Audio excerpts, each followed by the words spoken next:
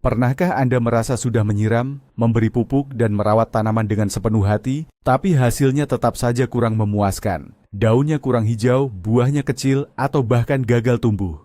Tunggu dulu, mungkin masalahnya bukan pada perawatan Anda, tapi pada waktu tanam yang Anda pilih. Bisa jadi Anda telah melewatkan satu rahasia besar yang tersembunyi di langit. Di video ini, kita akan bongkar tuntas kalender tanam lunar untuk bulan Maret tahun 2026. Saya akan berikan tabel lengkap hari-hari emas untuk menanam, hari-hari yang harus dihindari, dan jenis tanaman apa yang cocok untuk setiap fasenya. Percayalah, setelah menonton video ini sampai habis, cara Anda memandang jadwal tanam tidak akan pernah sama lagi. Siapkan catatan Anda. Mungkin sebagian dari Anda bertanya-tanya, apa hubungannya bulan di langit dengan tanaman di kebun kita? Ini bukan sekadar mitos atau kepercayaan kuno para leluhur loh. Ada penjelasan ilmiah yang masuk akal di baliknya. Sama seperti bulan memiliki gaya gravitasi yang mampu menyebabkan pasang surut air laut, ia juga memberikan pengaruh serupa pada kelembapan di dalam tanah dan getah di dalam tanaman. Saat bulan baru atau bulan purnama, tarikan gravitasinya berada pada titik terkuat. Hal ini memengaruhi pergerakan air di bawah permukaan tanah, yang tentunya sangat krusial untuk proses perkecambahan benih dan penyerapan nutrisi oleh akar. Memahami ritme ini sama seperti memiliki contekan dari alam. Dengan menanam pada waktu yang tepat sesuai fase bulan, kita sebenarnya sedang memberikan dorongan ekstra bagi tanaman untuk tumbuh lebih kuat, sehat, dan produktif. Jadi, ini bukan sihir. Ini adalah cara cerdas bekerja sama dengan alam. Mari kita mulai dengan minggu pertama bulan Maret, yaitu dari tanggal 1 hingga tanggal 7. Periode ini adalah fondasi untuk kesuksesan kebun Anda sepanjang bulan. Pada awal Maret 2026, kita akan berada dalam fase bulan yang energinya sangat mendukung pertumbuhan vegetatif, yaitu pertumbuhan daun dan batang. Ini adalah waktu emas untuk menanam semua jenis sayuran daun. Bayangkan menanam bayam, kangkung, selada, sawi, atau kemangi pada periode ini. Energi bulan akan mendorong pertumbuhan daun yang lebat, hijau, dan subur. Tarikan gravitasi bulan pada masa ini membantu menarik air ke permukaan tanah, sehingga benih lebih mudah berkecambah dan bibit yang baru dipindahkan akan lebih cepat beradaptasi. Jangan sia-siakan momentum ini. Jika Anda berencana memulai kebun sayuran daun Anda, tandai kalender Anda sekarang juga. Fokuskan kegiatan penyemaian dan penanaman bibit sayuran daun pada minggu pertama ini untuk memberikan mereka awal terbaik yang bisa didapatkan, sebuah start yang didukung langsung oleh kekuatan alam semesta. Sekarang, mari kita bahas salah satu fase paling kuat dalam siklus lunar, yaitu fase bulan baru atau new moon. Fase ini adalah saat di mana bulan tidak terlihat dari bumi, langit menjadi sangat gelap. Meskipun tak terlihat, kekuatannya justru sangat terasa bagi bumi dan tanaman. Pada fase bulan baru, tarikan gravitasi gabungan dari matahari dan bulan berada pada puncaknya. Tarikan kuat ini menarik kelembapan naik ke permukaan tanah, menciptakan kondisi yang sangat ideal untuk perkecambahan benih. Ini adalah momen kelahiran dan permulaan. Oleh karena itu, periode di sekitar bulan baru adalah waktu yang paling direkomendasikan untuk menanam tanaman yang buah atau bijinya dipanen, terutama tanaman yang bijinya tumbuh di luar buah seperti jagung, atau tanaman yang cepat menghasilkan daun seperti bayam dan selada.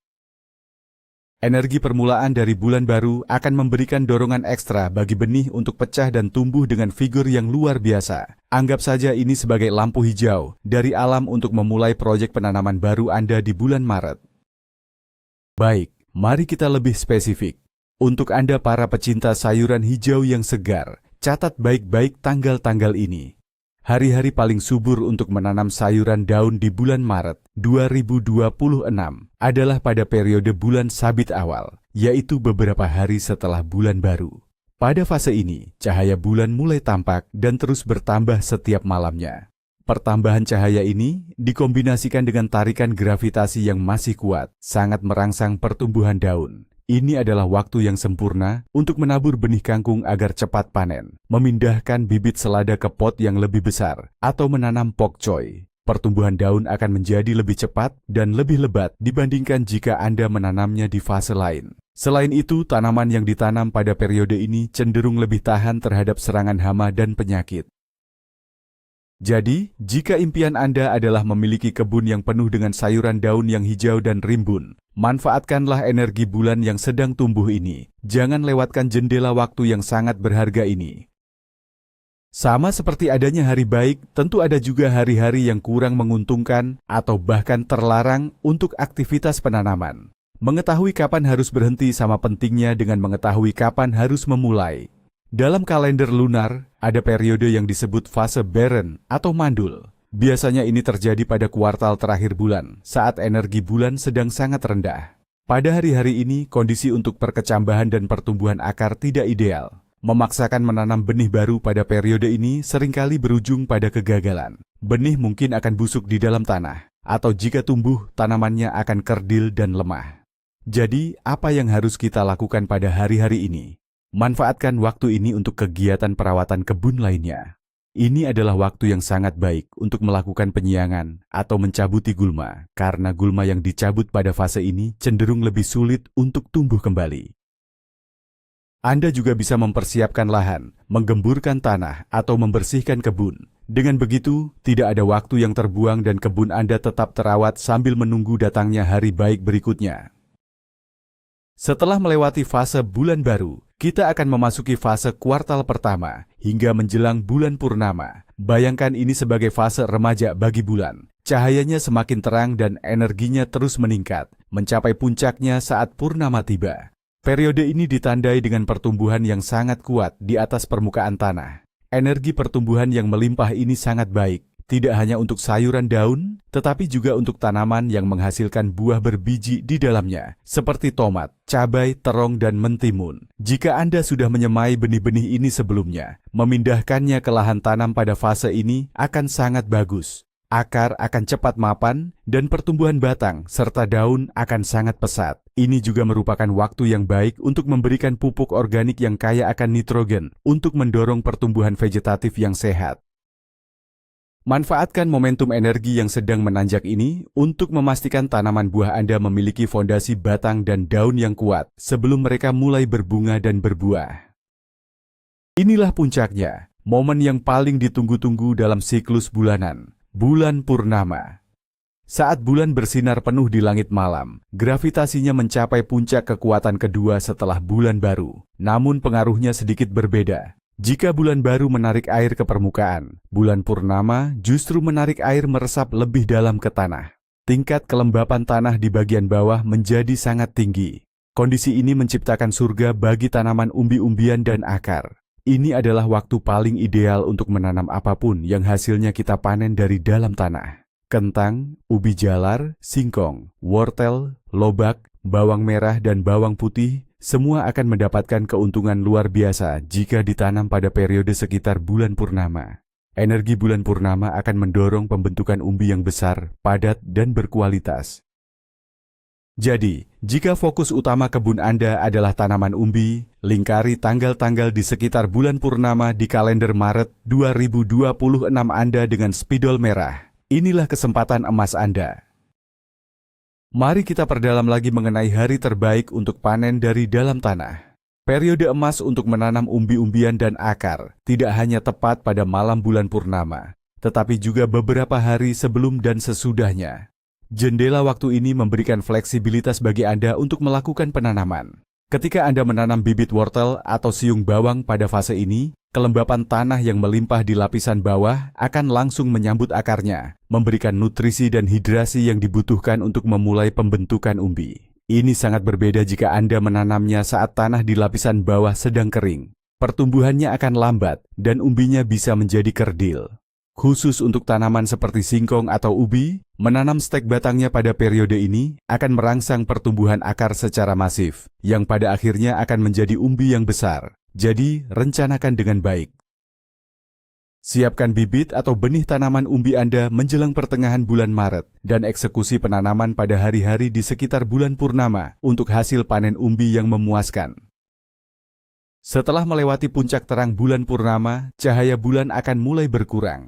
Kita memasuki fase bulan mengecil atau waning moon. Selama periode ini, energi bulan dan getah tanaman secara bertahap ditarik kembali ke bawah, menuju ke akar. Ini adalah sinyal dari alam untuk fokus pada apa yang terjadi di bawah permukaan tanah. Fase ini adalah waktu yang sangat baik untuk melakukan dua hal. Pertama, ini adalah waktu yang ideal untuk melakukan pemindahan tanaman atau transplantasi. Karena energi terfokus pada akar, tanaman yang dipindahkan pada fase ini akan mengalami lebih sedikit stres dan sistem perakarannya akan pulih dan menyebar lebih cepat di rumah barunya. Kedua, ini adalah waktu yang fantastis untuk memberikan pupuk yang berfokus pada kesehatan akar dan pembentukan umbi, seperti pupuk yang kaya akan fosfor dan kalium. Energi yang mengalir ke bawah akan membantu akar menyerap nutrisi ini dengan lebih efisien, menghasilkan sistem perakaran yang kuat dan umbi yang lebih berkualitas.